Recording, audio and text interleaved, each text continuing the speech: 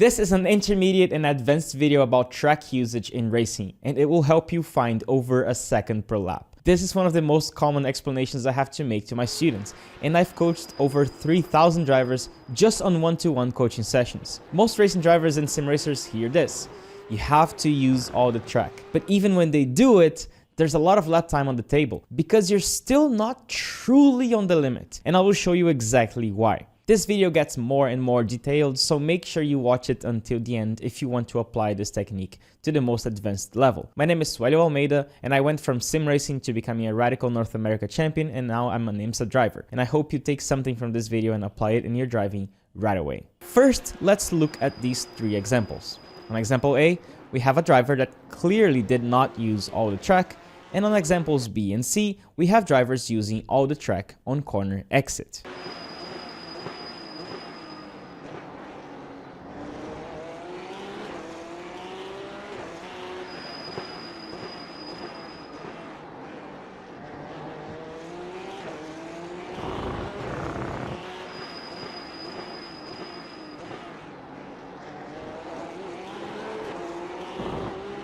C is the fastest reference lap, so we're gonna add a 0.0 delta.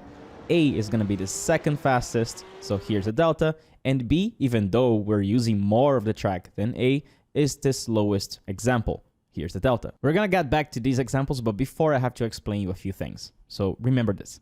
Use all the track. This is one of the most common tips out there, and I'm pretty sure you've already heard that a million times. But the problem is that every faster driver or even coaches will simply tell you that. Use all the track. But they don't really explain exactly how this is going to benefit you and what exactly you have to do to gain lap time while doing it. First, let me tell you that this tip is actually correct. By using all the track, all the way on the outside on entry, all the way on the inside on the apex, and all the way on the outside on exit, you will mathematically have the biggest arc you can trace on the corner, which means you will turn less and you can carry more speed. If we don't use all the track, we will have to turn the car more and we will have to slow down more to be able to do that line. But here's the problem. This mathematical rule only applies to cars that are actually on the limit of the tires, meaning only if the car is extracting as much lateral force as possible. And to get to this limit, you have to rotate the car as much as you can at the highest speed the car is capable to do that rotation. So, okay, this is important. How do we find this limit? Before I explain this, I want to let you know that the true limit, the advanced way of doing it, is actually very difficult to find, and it's outside the scope of this specific video. So subscribe and I will post more and more videos about maintaining the car on the true limit at all stages of the corner: entry, mid-corner, and exit. For now, here's the easiest way to know if you're using all the track in a way that gets you better lap times. Driving the car versus driving the line. Imagine two different drivers. One focuses on keeping the car on the ideal line as much as possible. They use every inch of the track on entry, apex, and exit. Let's say this driver is driving the line. You can already guess that driver B fits this. They are using on the track, but you already know that this is the slowest example of this video. The second driver focuses on feeling the grip limit of the tires, rotating the car as much as possible, even if they're not using all the track. Let's say this driver is driving the car. And this is exactly what driver A is doing. He's maximizing the grip of the tires, but he's not really using all the track while doing that. Driving the line is the most comfortable driving approach. You can be under the limit and do the perfect line all day.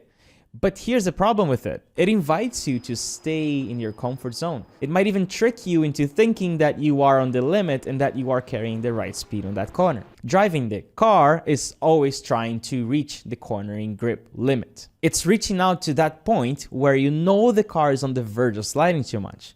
It's asking for as much as the car can offer in terms of braking, turning, and accelerating. The perfect scenario is obviously when you combine both styles together. When you drive the car to its limit on top of the ideal mathematical line. Now, if the car is on the limit, then the rotation of the car will depend on its speed, meaning the car will rotate more if the speed is slower and rotate less if the speed is higher. With this in mind, we can conclude that it's actually possible to do the first approach, driving the line, at whatever speed you want. as long as it's equal or under the speed limit at which the car can do that line. So what does this tell us? That you can be driving the perfect line and be very much under the limit, and worse than that, without noticing it. But with the driving the car approach, trying to turn as much as possible, if the speed is low, you will obviously rotate way more than necessary.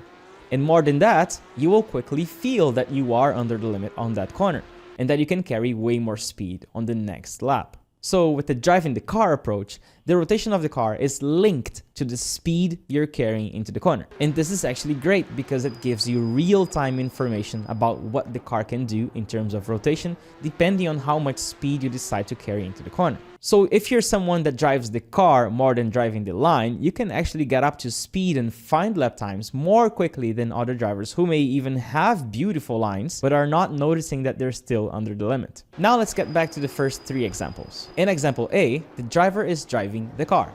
He's on the limit of the tires, but he's not using all the track. So he's driving the car, but not the line. In the example B, the driver is driving the line perfectly, but he's not on the limit of the tires. So he's driving the line, but not the car. In the example C, the driver is driving the line while being on the limit of the tires. So he's driving the car and driving the line. You might be surprised, but driver A can be way faster than driver B, even though it might not look like it. That's because the clock doesn't care what line you're taking. It cares about how long you took from point A to point B. And by using the grip of the tires as much as possible, it is possible to be way faster on the example A compared to the example B, depending on how much under the limit driver B is. With all that context, now let's answer some important questions so that you can get on track and actually apply this information yourself. The first question is, let's say I'm using all the track, but I don't know exactly if I'm on the limit or not. How do I know that? How do I know if I'm on the limit? The answer is simple, but a little bit curious. Try to not use all the track using your steering. Try to turn more. As soon as you get on power, try to turn a little bit more. Obviously trying to take care of the balance of the car. And then see if the car will leave some track space by the time you reach the exit. If you notice that the car is actually accepting your extra steering wheel and turning more than necessary, and you're not using all the track, bingo! You can carry more speed on the next lap. Again, remember, when you're on the limit of rotation, the line the car traces is linked to how much speed you're carrying. And here's what you should never forget. If you are on the right speed, on the perfect speed, you won't need to take the car to the outside on the perfect line.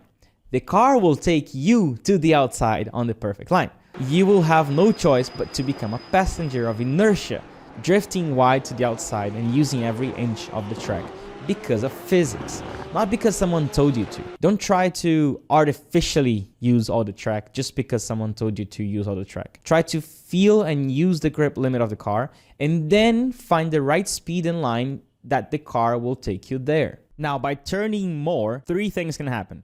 One, if you're not on the limit, the car is just gonna turn more. It's actually funny, during my coaching sessions, I ask my students to crash on purpose on the inside wall or to just hit the grass just so they can realize how much more grip they were actually not using on corner entry, for example. That's one of the things that can happen. The car can literally just turn more and you suddenly realize that you were not using the grip. The second thing that can happen is the car actually understeers. That is definitely going to depend on your pedal inputs. So the way you balance the car, the way you transfer the weight is going to affect that. And the third way is through oversteer. If you get back on power a little bit too aggressively and you get into oversteer, you are going to have to correct anyways, which naturally pushes the car outwards and you're gonna have to use all the track or even go off if it's too much oversteer. So it doesn't really matter what kind of limit you are reaching. As soon as you reach that limit, your rotation will be limited and the car will try to go a little bit wider. So you see the trick here, right? You're adding kinetic energy earlier to the car and that energy is gonna push the car wider, and that's how you gain that time, and that's how you actually use more of the track. You're gonna time